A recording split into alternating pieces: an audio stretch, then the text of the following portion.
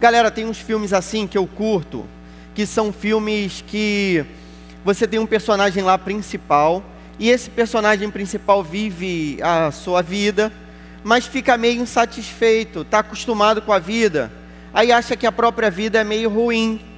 E aí acontece um passe de mágica, em que essa vida vai ser mudada, e ela vai ficar completamente diferente do que era.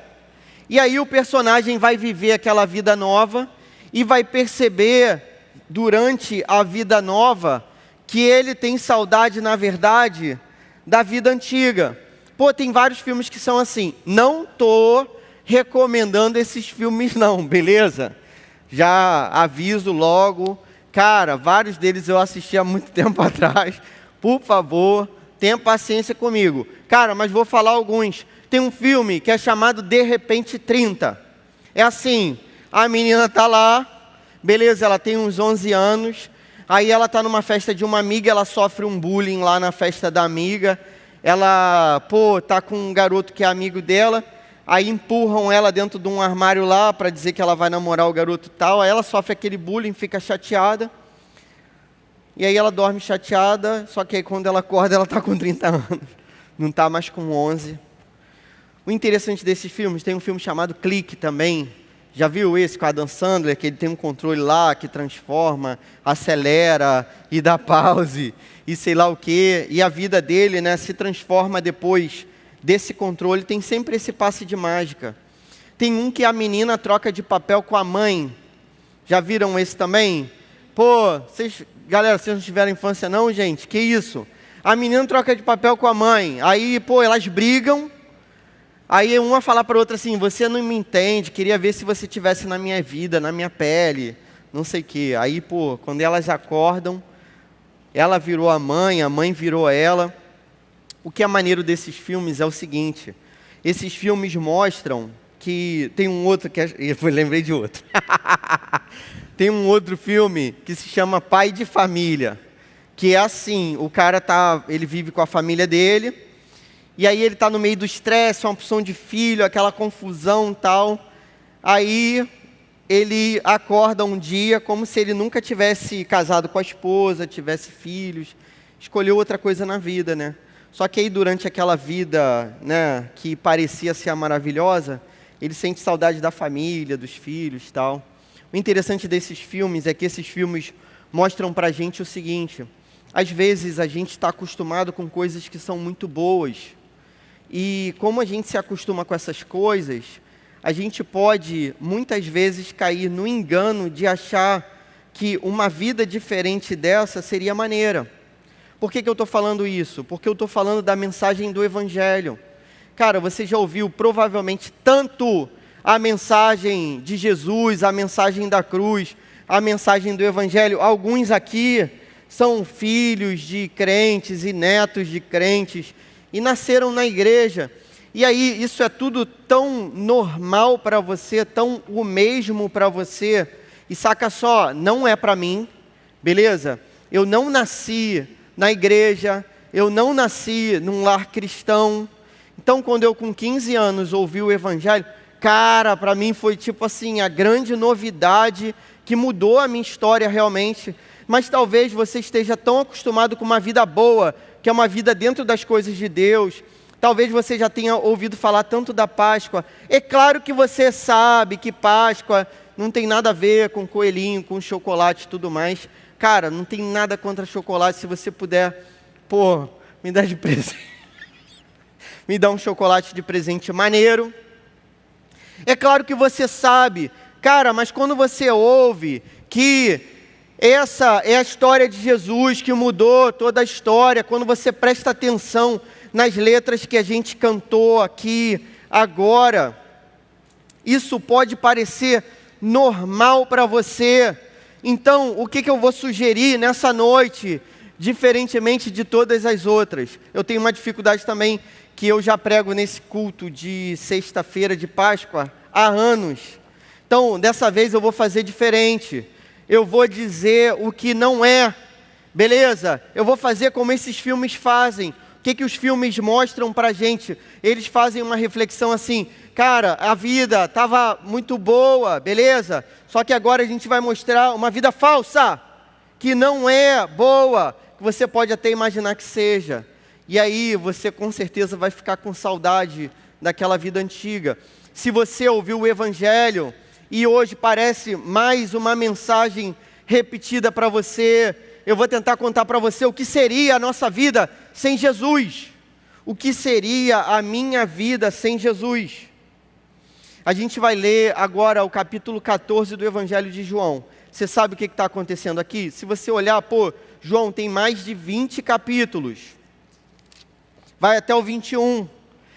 Parece que está na metade mais ou menos da história de Jesus, ou 2/3 da história de Jesus. Mas não, está no penúltimo dia da vida de Jesus.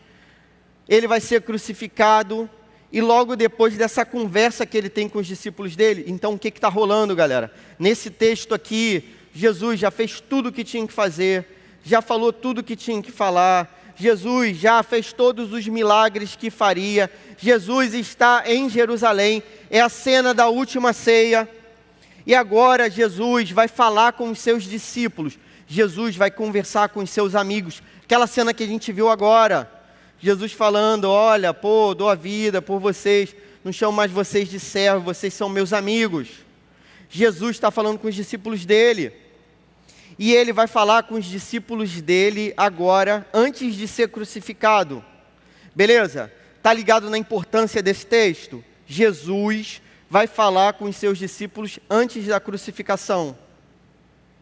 Capítulo 14 do Evangelho de João, verso 1 a 4, diz assim: não se perturbe o coração de vocês, creiam em Deus, creiam também em mim, na casa de meu pai há muitos aposentos, se não fosse assim, eu lhes teria dito, vou preparar-lhes lugar, e se eu for e lhes preparar lugar, voltarei e os levarei para mim, para que vocês estejam onde eu estiver.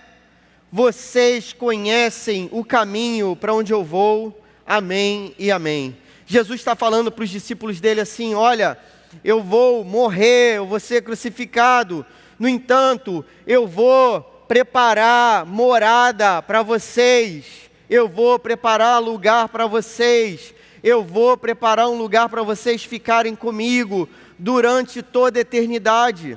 A preparação desse lugar não é como uma construção de uma casa que pode demorar pra caramba. Tu já fez obra na tua casa alguma vez? Apontei para a pessoa certa, né? Helena, isso aí. Já fiz também. Cara, obra, você calcula um tempo e não termina nunca. Obra é um negócio sinistro, cara. Jesus não está falando de uma parada que ele vai fazer que vai demorar pra caramba. Não! Jesus está falando da cruz. A obra que ele vai fazer é a cruz. O que prepara a gente para chegar a Deus é a cruz.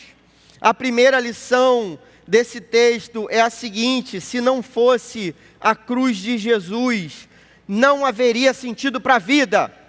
Se não fosse a cruz de Jesus, não haveria sentido para a vida. Saca só, sem Jesus, a filosofia tentou achar sentido para essa parada aqui que está acontecendo agora, beleza? E sabe qual foi a conclusão da filosofia? Foi assim, a vida é sofrimento, dor e ponto.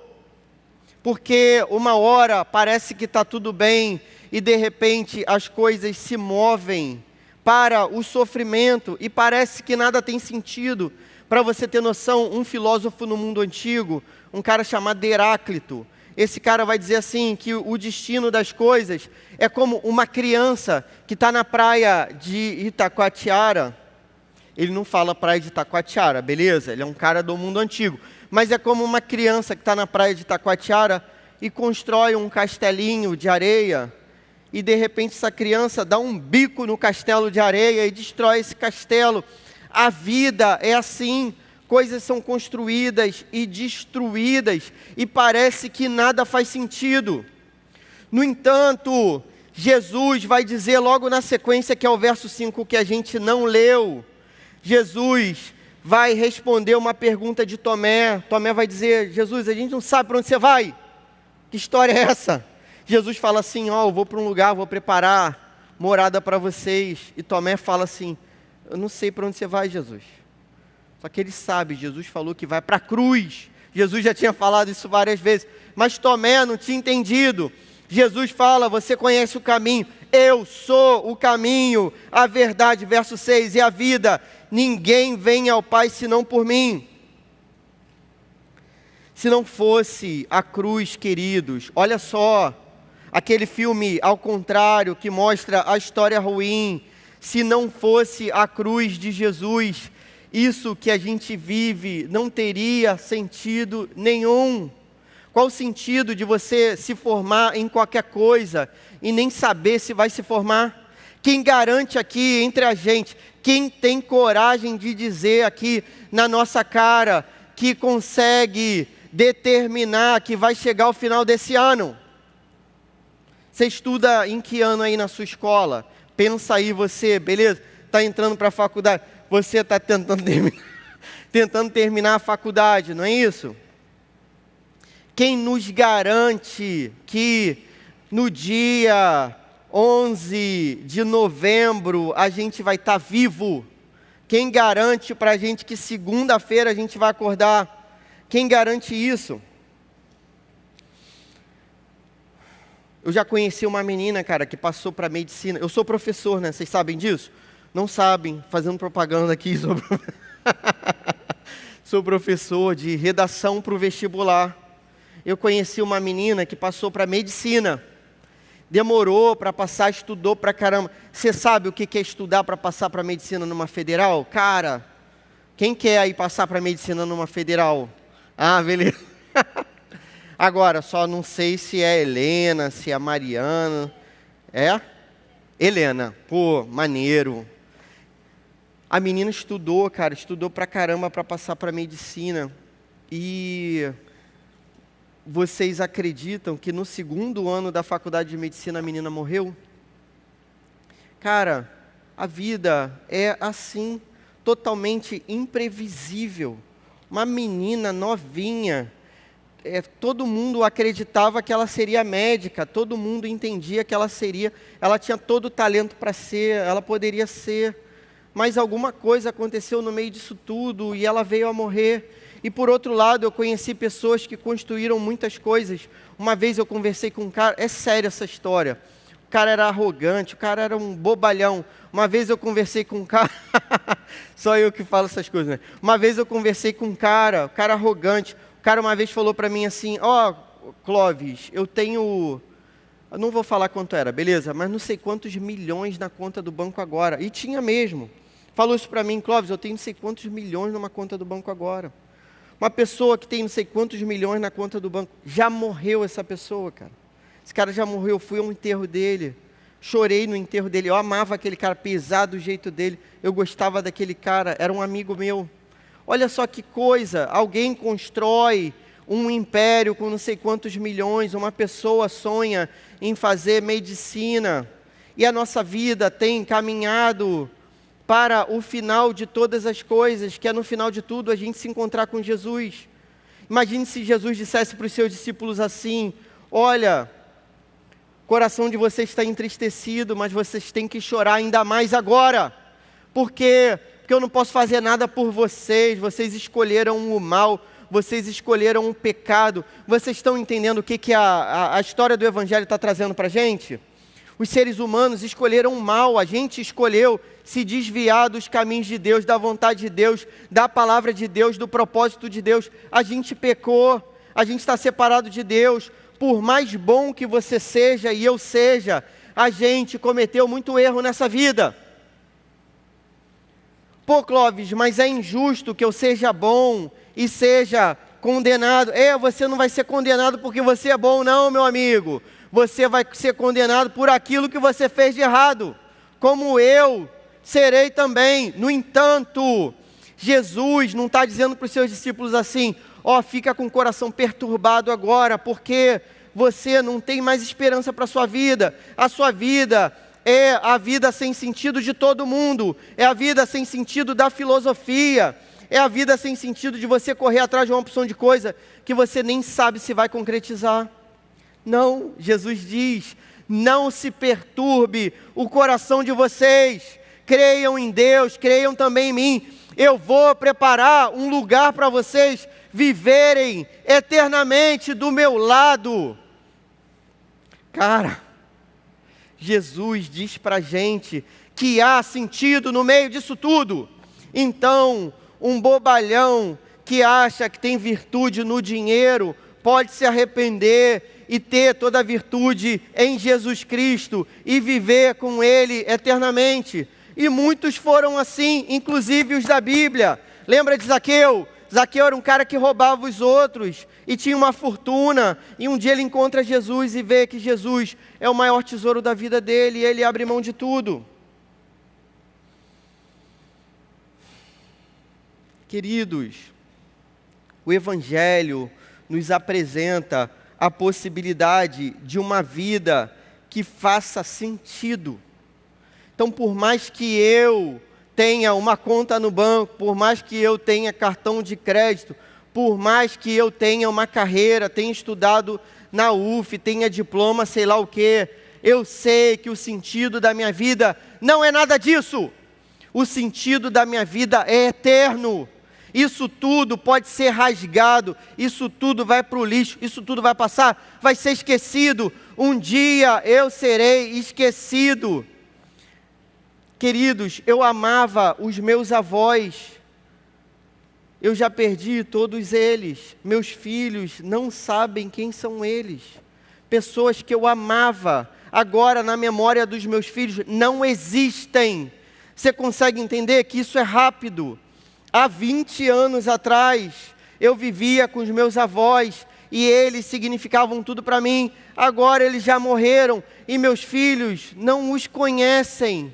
Não tem memória nenhuma deles. Eles estão apagados. Se eles não tiverem entregado a vida para Jesus, nada do que eles fizeram serviu para nada, para lixo. É isso. A mensagem do Evangelho é que por mais que eu possa ter qualquer coisa nessa vida, tudo isso é perecível, tudo isso estraga, tudo isso tem prazo de validade, tudo isso acaba, mas a vida com Jesus é eterna. Por quê? Porque a obra que Ele fez na cruz é eterna. Ele construiu, Ele prometeu, Ele garantiu, Ele é perfeito, e por isso eu vou viver perfeitamente do lado dEle para sempre.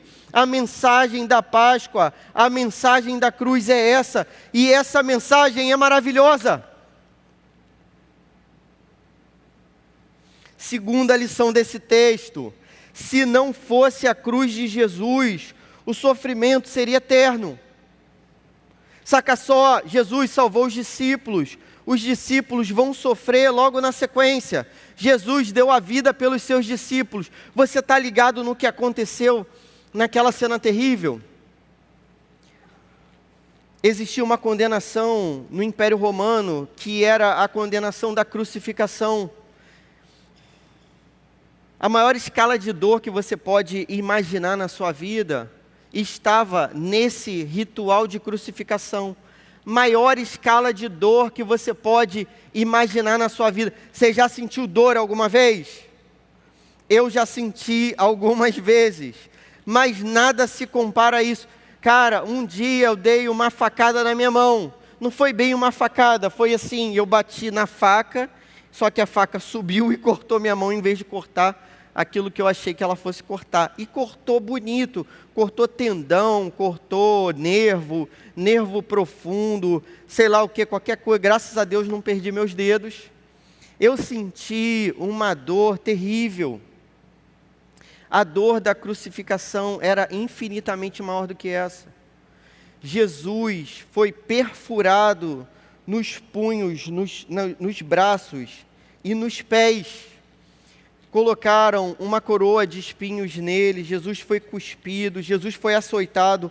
O açoite romano era um tipo de açoite que, ao passo, foi chicoteado, beleza? Quando você batia com o chicote cravava na pele, e quando saía da pele, arrancava pedaço da pele.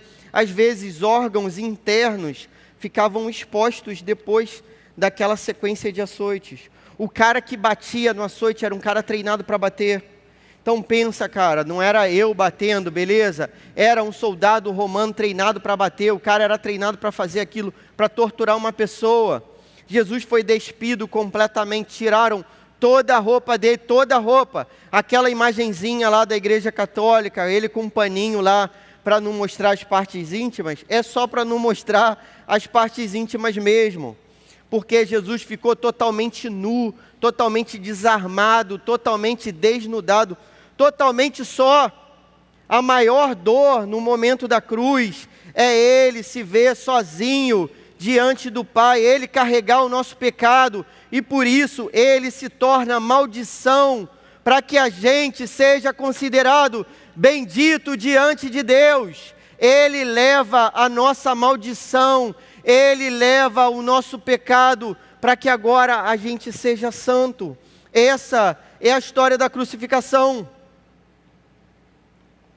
Quando a pessoa era pendurada na cruz, ela perdia todo o controle do seu próprio corpo. O lugar da cruz era um lugar em que as pessoas urinavam, defecavam, porque elas não tinham mais controle dos seus órgãos. Entrava naquilo, que se chamava de falência múltipla de órgãos.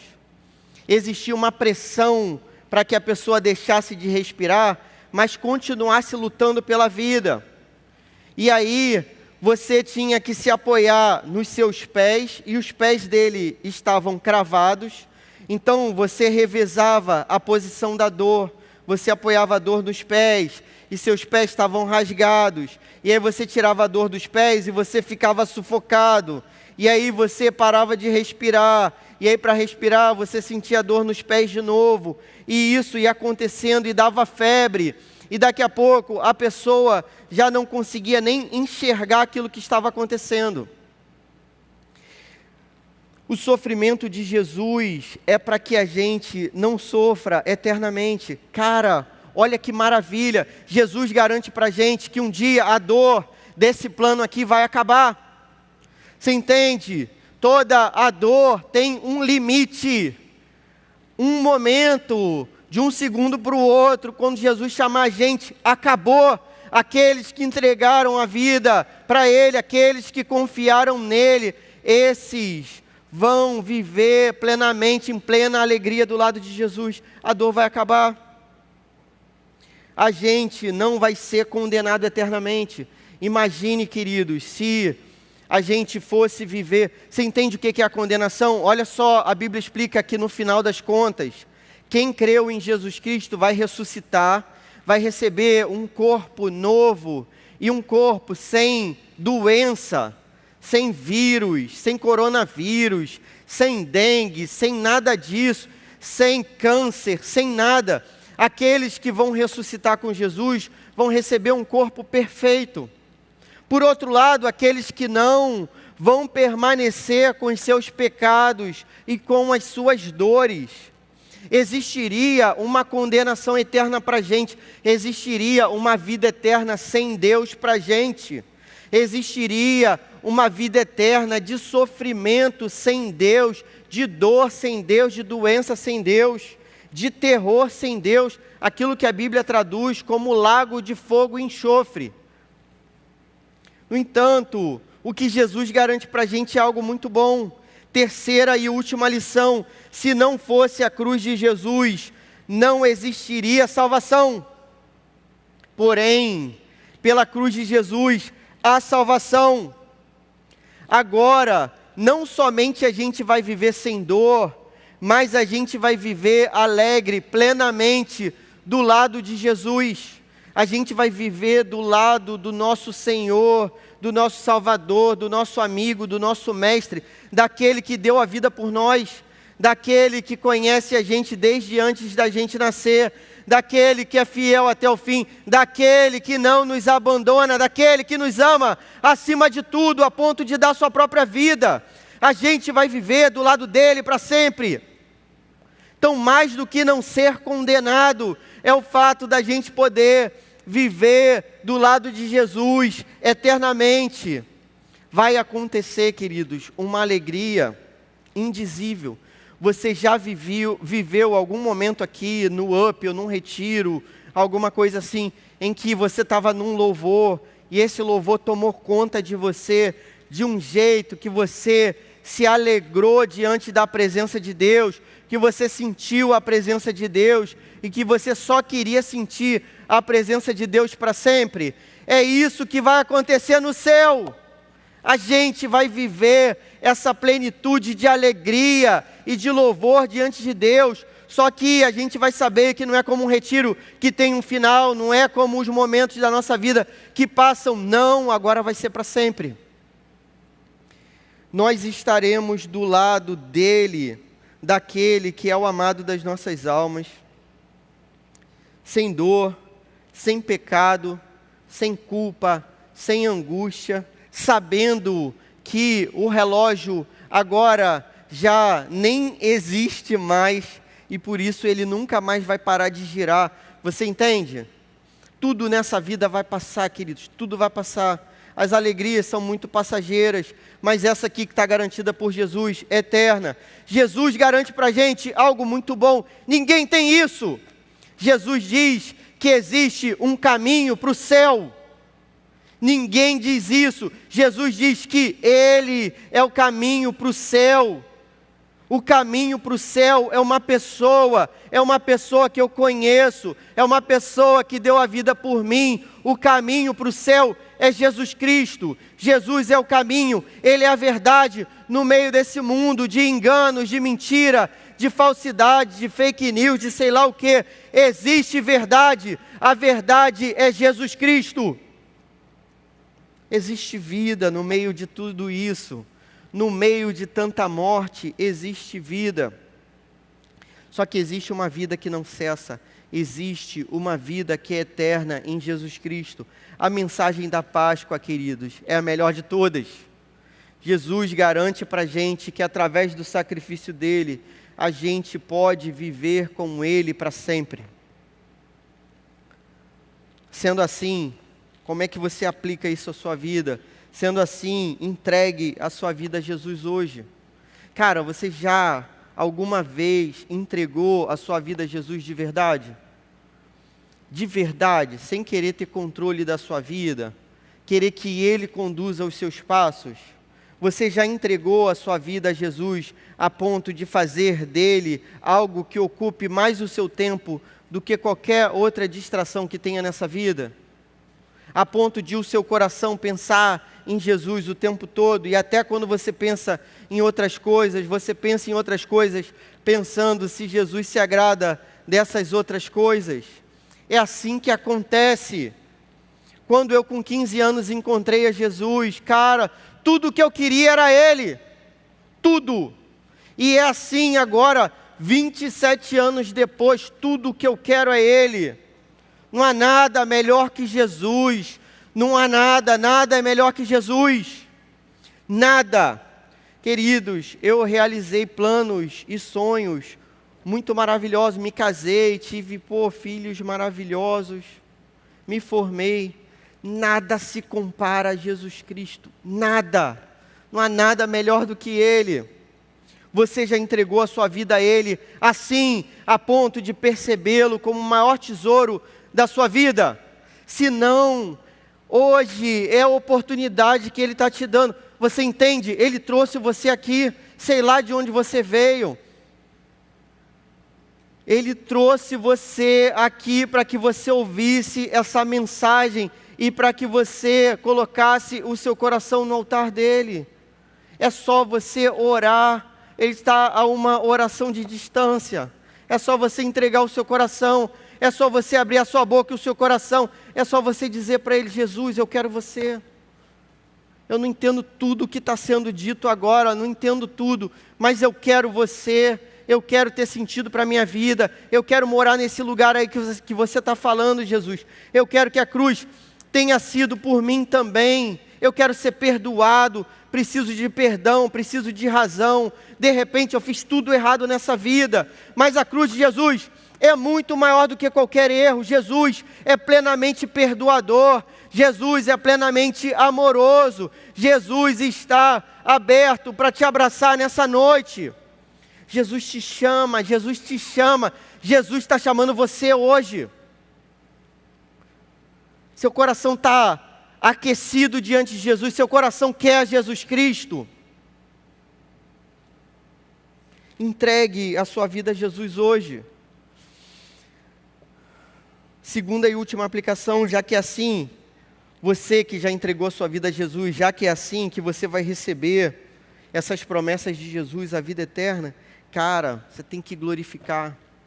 Você tem que glorificar a Deus, não só na Páscoa, você tem que glorificar a Deus de todo o coração.